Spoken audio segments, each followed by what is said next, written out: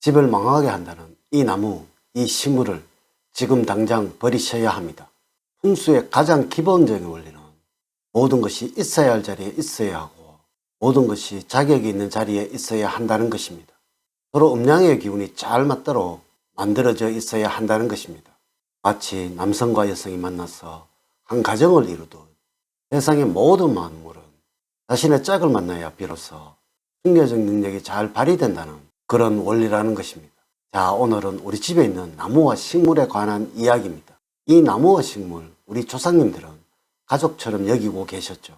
왜 그러셨을까요? 나의 시각적인 안정감과 나의 심리적인 편안함, 또 건강적인 측면을 모두 고려할 수 있는 풍수소품이기에 그러하셨던 것입니다. 여러분들 나무를 보면 편안하시죠? 심리적인 안정을 주는 것입니다. 또한 이 나무는 이산화탄소를 삼키고 산소를 뱉어내어 우리가 숨쉬는 공기를 맑고 쾌적하게 만들어줍니다. 이래서 우리의 건강에도 큰 작용을 하는 것입니다. 이렇게 중요한 나무와 꽃들 중에 절대 개인의 집에 있어서는 안 되는 것들이 분명히 있습니다. 이는 한 개인이 감당할 수 없는 기운을 뿜어내기에 그러한 것입니다. 이를 과유불급이라고 하죠. 우선 영상을 시청하시기 전에 좋아요, 구독, 알림을 부탁드립니다. 제가 이 영상을 제작하는데 큰 도움이 되는 것은 물론이고 다음번 영상들도 여러분들이 편안하게 받아보실 수가 있을 것입니다.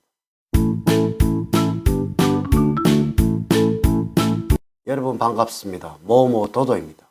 우리의 삶에서 욕심만큼 우리를 파멸로 몰아가는 것은 없을 것입니다. 무엇이든 절대로 욕심을 부리지 마십시오. 여러분들을 파멸로 몰아가는 유일한 단어가 이 욕심입니다. 자, 우리 집에는 어떠한 욕심이 있는지 한번 알아볼까요? 먼저 마당에 있어서는 안 되는 나무들입니다. 첫 번째, 집안에 지붕을 넘어서는 과실나무가 있으면 안 됩니다. 집안에서 기르는 나무는 관상용이어야 한다는 것입니다. 여러분들 요즘 개, 고양이 많이 기르시고 계시죠? 어떤 분들은 가족같이 여기고 같이 지내시는 분들도 많으시더라고요. 물론 저도 고양이 2마리를 키우고 있습니다. 이 고양이 이름이 모모도도입니다. 이래서 제 유튜브 이름이 모모도도입니다. 그런데 이 개가 너무 크고 사나워서 여러분들이 절대로 통제를 할 수 없는 상황이라면 어떻게 해야 할까요? 여러분들 중에 혹시 집안에 호랑이나 사자를 기르시고 싶으신 분 있으신가요? 물론입니다. 이러한 동물은 동물원에 있어야 하는 거예요. 나무들 역시 그러합니다. 이 나무에 기운이 없는 듯 하지만 실제로 뿜어내는 기운은 다른 무엇보다도 강하다는 것입니다. 당연히 이 과실수는 공장이나 가수원에 있어야 한다는 것입니다. 이것이 집안에 있게 되면 집 주변의 수분들을 다 빨아들이게 되고 그 뿌리는 집안 사방으로 모두 뻗어간다는 것입니다. 이것이 건물의 변형을 만들게 되고 또한 땅이 메마르게 되니 건물의 균열 역시 생겨나게 되는 것입니다. 이 마당이 이 나무를 충분히 감당할 수 있을 만큼 넓지가 않다면 이러한 나무들은 절대로 집안에 있어서는 안 되는 것입니다. 물론 이러한 나무들 아래에는 늘 그늘이 질 것이고 이것이 음양의 균형을 깨어버릴 것이니까 이 집안의 양기는 약해질 것이고 성취나 번영 역시 기대를 할 수 없다는 것입니다. 두 번째, 등나무나 은행나무입니다. 이 나무들은 대표적으로 음기가 아주 강한 나무들입니다. 여러분, 일제 때 우리 한민족의 전기를 끊기 위해서 원공을 막아 조선 총독부를 앞에 세우면서 그 주변에 은행나무를 많이 심었던 거 혹시 아시고 계시는지요? 또한 어느 지역이든 동사무소에는 가운데 항상 은행나무를 심어두었던 것 아십니까? 이는 그 지역의 기운을 막아버리기 위해서, 끊어버리기 위해서 일제가 그렇게 했던 것입니다. 우리 풍수학에서는 은행나무가 집안에 있으면 그 집안이 망한다고 말했다는 것 여러분들 꼭 아셔야 합니다. 혹시 은행나무나 등나무가 집안에 있으시다면 끝이 절대 지붕을 넘지 않도록 늘 가지치기를 해 주셔야 한다는 거 꼭 명심을 하시도록 하세요. 이제부터는 아파트 실내의 나무들입니다. 첫 번째로 먼저 시들어가거나 죽은 나무들입니다. 이는 무슨 수를 쓰든 버려야 하는 것입니다. 간혹에 보면 어디 가셔서 모양이 좋다고 죽은 나무 등거리나 조각들을 주워 오시는 분들 계시죠. 이것은 무조건 버리셔야 합니다. 풍수라는 학문은 나의 무의식을 자극을 하여 의식적으로 행하도록 하는 학문입니다. 물론 나도 모르게 말이죠. 나의 무의식 속에서 죽은 나무를 보면 좋은 이미지가 생성되도록 기대를 한다는 것, 마치 파리를 새라고 우기는 것과 똑같습니다.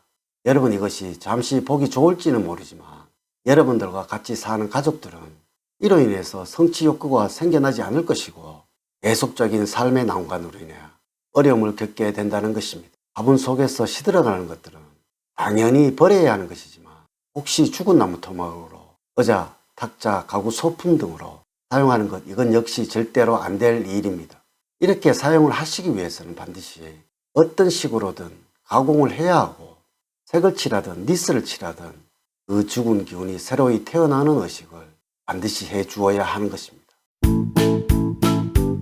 두 번째, 여러분들 선물로 자라는 안개꽃입니다. 이 안개꽃은 생화이든 조화이든 절대 집안에 두면 안 된다고 말하는 꽃입니다. 물론 이를 화병에 두시는 것도 여러분과 가족에게 침울하고 우울한 일, 근심스러운 일, 걱정스러운 일들을 계속 만들어내게 될 것입니다.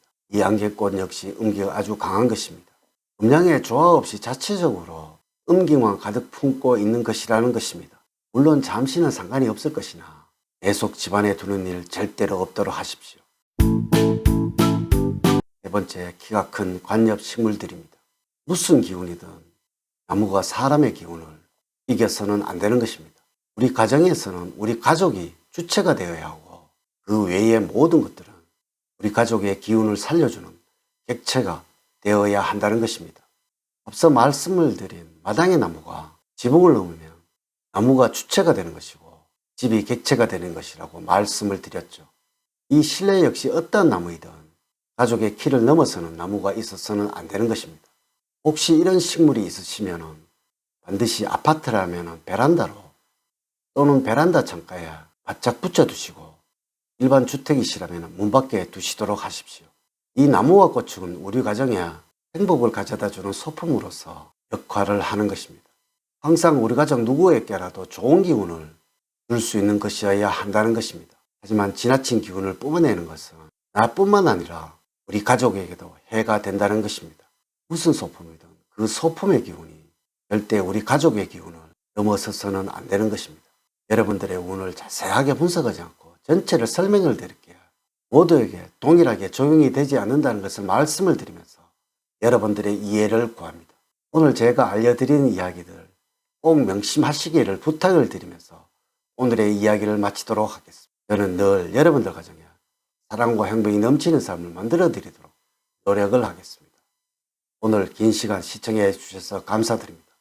다음 시간에 더 좋은 영상으로 인사를 드리도록 하겠습니다. 감사합니다.